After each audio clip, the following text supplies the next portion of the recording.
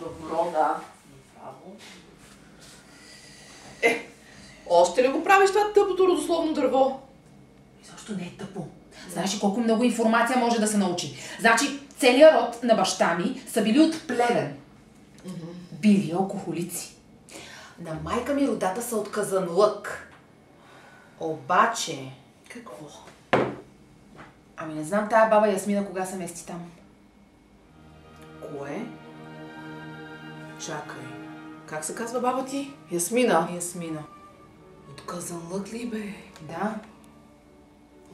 О, ма това е баба ти Ясмина, феноменът Ясмина! Не! Човек! Чакай, я направи, тя има едно с ръцете прави. Не, едно към едно. Честно.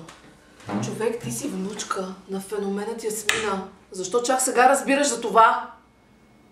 Може държавата да го укриваме от мене. Тя баба ти е предсказала COVID, разпадането на Съветския съюз, разпадането на Каризма и на Ангел Мойсей. А ти усещаш ли дарба? В смисъл, виждаш ли бъдеще човек? Значи, целият си живот съм имала не видения, ама такива едни предположения за някакви неща. Скандално е това, не мога просто! Знаеш какво, трябва да го тестваме. Да! Аз се обада на шефа, няма хора на работа. Ай, чакай! Ох!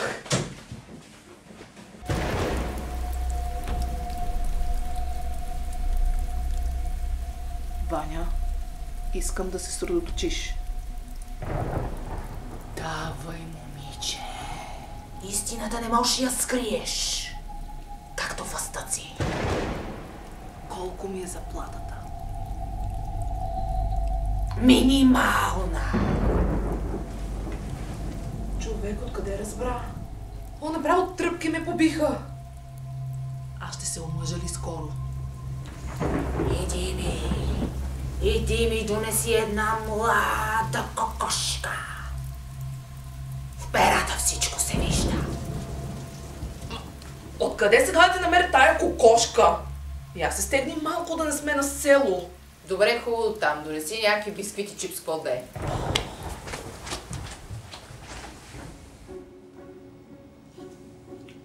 Видя ли нещо? За какво беше чипса? Гладна бях.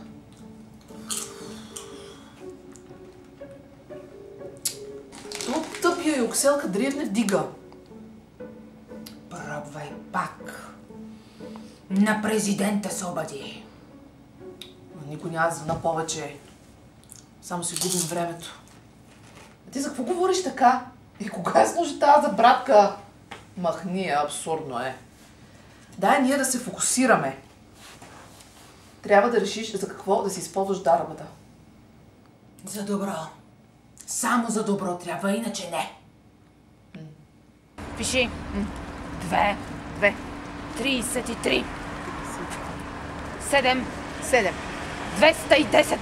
68. Ама не, чакай, много числа станаха. И това е 649. Как да сложа 210? Вселената така ми го дава. Абе, дава ти го. Въобще нищо няма да пиша. Дай ние да отворим кабинет. Да помагаме на хората. Виж, аз направих скица на интериорния дизайн.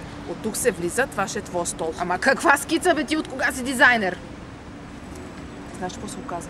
В моето родословно дърво е Леонардо да Винчи. Не, човек, не мога. Всеки път едно и също. Винаги ми копираш. Абе, сериозно бе, то ми е пра. Аз си знаех, че така ще стане. И го видях. Както и видях това с минималната заплата. Аз не си плащам найема. Ям филии с маргарин. Каква да ми е заплатата? Абе, отивам на работа. Няма се занимавам повече с баба ти. Ще... Не трябва да ходиш на работа. Защо? Нещо лошо ли стане? Не, ще ми е скучно вкъщи.